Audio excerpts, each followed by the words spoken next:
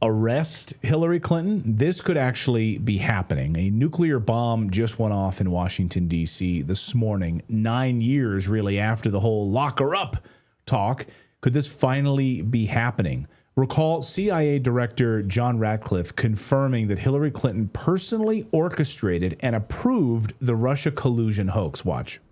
Think about the countless interviews that Barack Obama, Joe Biden, Jim Clapper, James Comey, John Brennan gave to the public, and testimony that they gave under oath about how Russia was involved in our election. And not one time, not a single time, did they ever reference what became verified intelligence, a Hillary Clinton plan. Verified, Maria, because in 2020, Hillary Clinton's own campaign manager took the oath under penalty of perjury in the trial of Michael Sussman and was asked about this plan and said, yes, there was a plan, and Hillary Clinton personally approved it.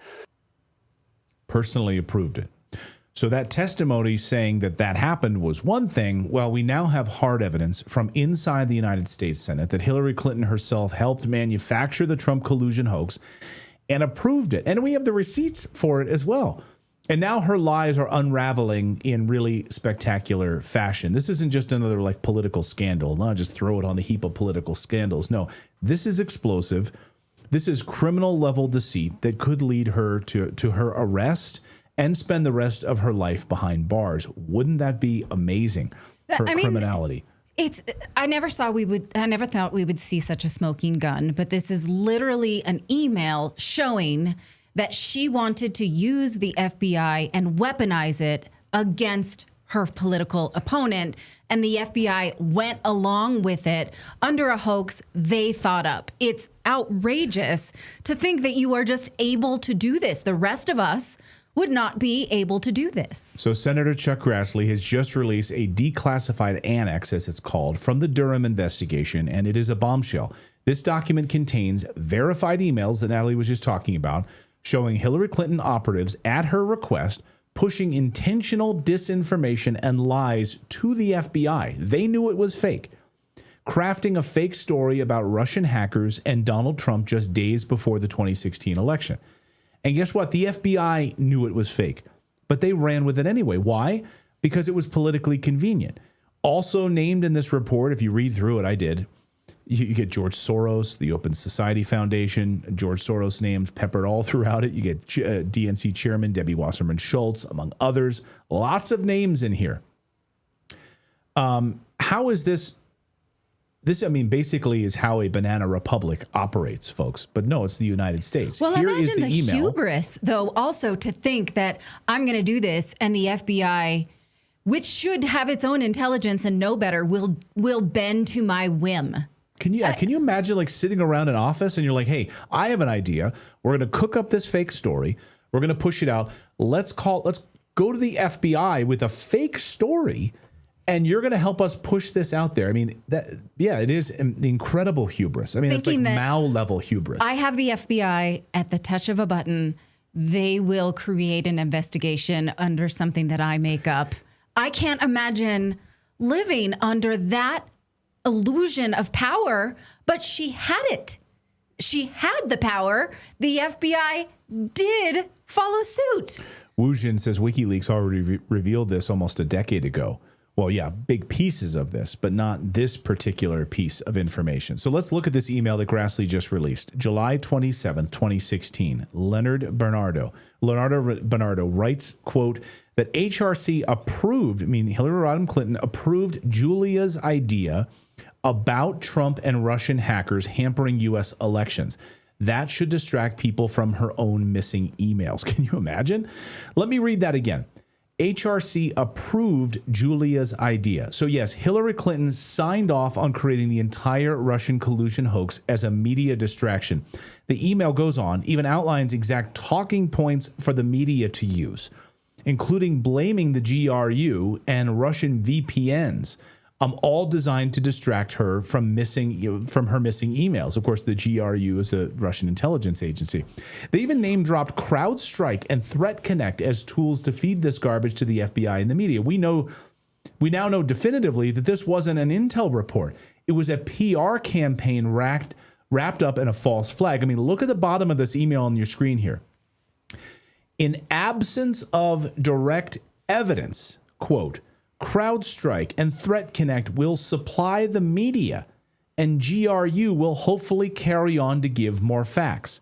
Facts should be in quotation mark. The part that really pisses me off as well is this: say something like a critical infrastructure threat for the election. So recall, we were not allowed to say things about critical infrastructure threats to the election in 2020. But in 2016, they used it as a hoax, and the media ran with it. Not just called it a hoax, but called it real for years. When the Democratic National Committee claimed in 2016 that their servers were hacked by Russians, they never allowed the FBI at the time. Well, I'm sorry. Let me just go back a little bit here. Sorry. So as I was saying, in the absence of direct evidence, put that back up on the screen if we can. I mean, if we look at the bottom of this email, it says, quote, in the absence of direct evidence, CrowdStrike will supply the media. So what does that mean? Well, for context, when the Democratic National Committee claimed in 2016 that their servers were hacked by Russians, they never allowed the FBI or any government agency to inspect those servers, right? We all know that. Instead, the DNC hired CrowdStrike, a private cybersecurity company, to conduct the investigation. And then they released the bullshit facts that Russia had a hand in the hacking.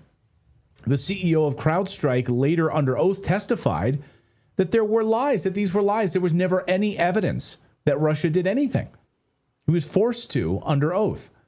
So they all knew it was a lie. I wonder how much Maddow got paid out of that.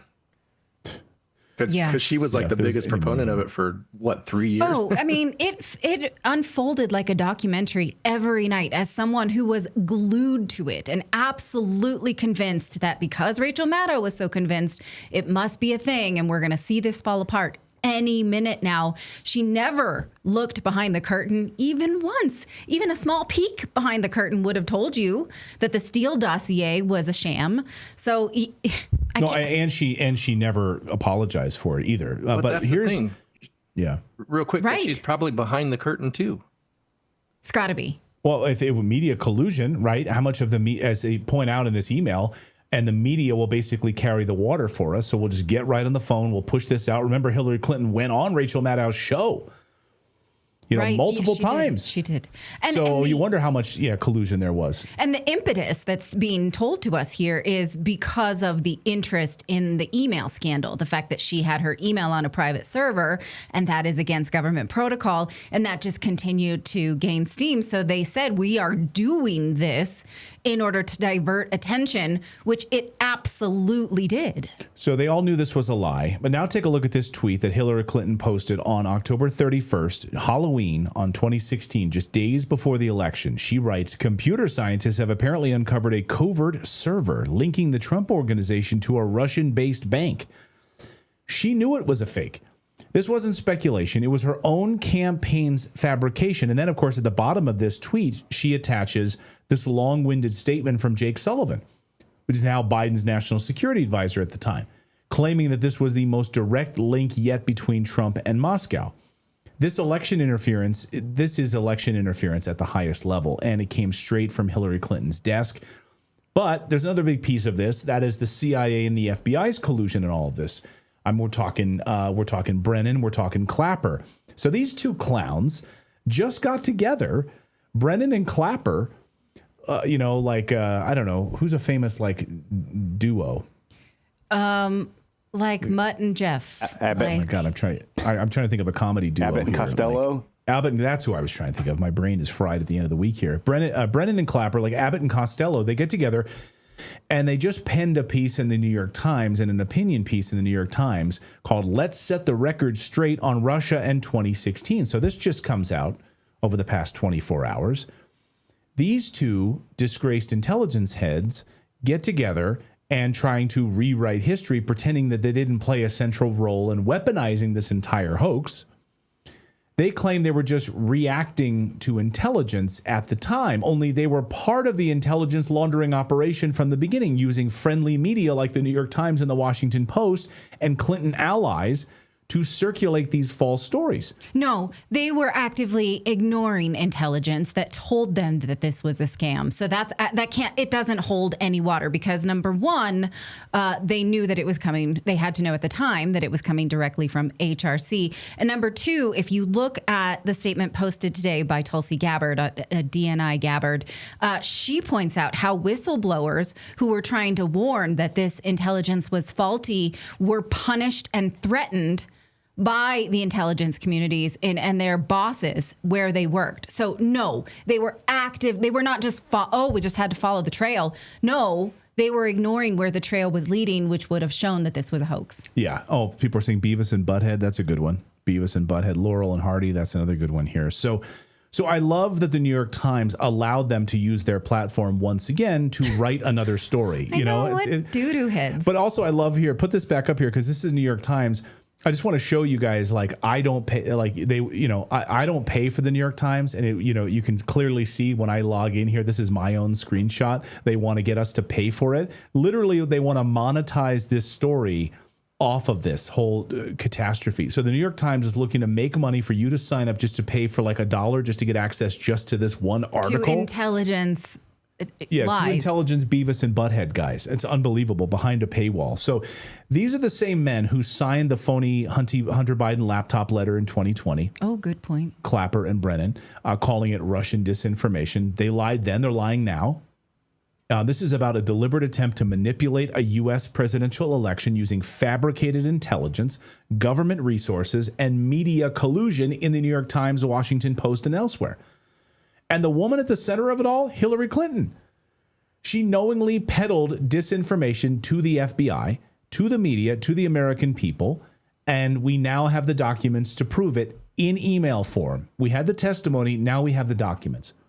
Arrest Hillary Clinton isn't just a slogan anymore. By the way, it's the #1 trending topic today all over X, all over social media. Arrest Hillary. It's the only appropriate response to this level of corruption. Will the DOJ continue to look the other way? Will they actually go and make an arrest of her now, present this to a grand jury and indict her?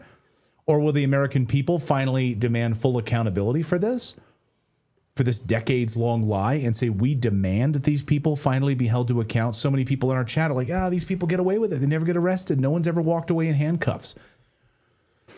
Will Barack Obama, in his collusion with this, will Hillary Clinton finally be arrested?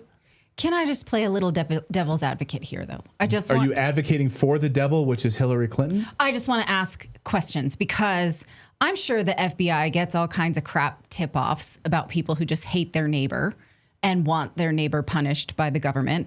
And those people, do they go to jail? Is it illegal to provide a fake tip to the FBI? I literally don't know if that's illegal. And when we talked to George Papadopoulos the other day, who was prosecuted by the Russiagate investigation, the Mueller investigation, he kind of shrugged off Hillary Clinton's role in this because he said, well, she was a candidate. She was just doing, all candidates lie. This was a political tactic, right? But she did, in fact, weaponize the justice system that took up American taxpayer dollars. So I'm just asking, I would like to know, what about this is actually illegal? Okay, under 18 U.S. Code 1001, it is a federal crime to knowingly and willfully making any materially false, fictitious, or fraudulent statements or representation to the federal government, to the FBI, with an intent to mislead or obstruct. Making false statements, and then obstruction here's of justice, another question. False reports, up to at least 5 years in prison. If national security issues are involved or like national election related issues are involved. So she could maybe serve up to 5 years, I guess. Okay. But what if she wasn't lying to the FBI? She was literally telling them, I want a fake investigation, and they gave it to her. Is there something illegal? Because it does not seem like anyone in the intelligence pushed back. They all said, Roger that, HRC, we will do it. So what if they just did a lie for her? I'm just saying, like, she seems really stinking slippery. And I want to know, what about this? Because are we all allowed to do it then? Should we all just call up things on the neighbors if they don't take their trash in time? Like, what here is the precedence that needs to be punished? I hate it. I absolutely hate it. But I want to know, what is the ironclad law that can actually be prosecuted? I don't know. I mean, if there's like collusion with the FBI, I mean, that's like a whole other level of treason. I don't know. I mean, and then again, James Brennan or Clapper and Brennan, Hillary Clinton, Barack Obama, like all of them are criminals in this, clearly. But I keep coming back to the election interference. I mean, that's blatant election interference. Like, I don't know how that doesn't come up as a potential. If Stormy Daniels is, that we were denied the right to know that Trump had sex with Stormy Daniels, that is what they called election interference, then that's possible. That's possible. Yeah, I think we'd need a lawyer to tell us, a constitutional lawyer to tell us what is the actual crime here, because... Well, especially if Obama's involved and it rises to the level of treason, to conspiracy, then he's not protected. And that's where I think maybe the other shoe is about to drop in all of this. So anyway, arrest Hillary Clinton. We'll be watching it closely.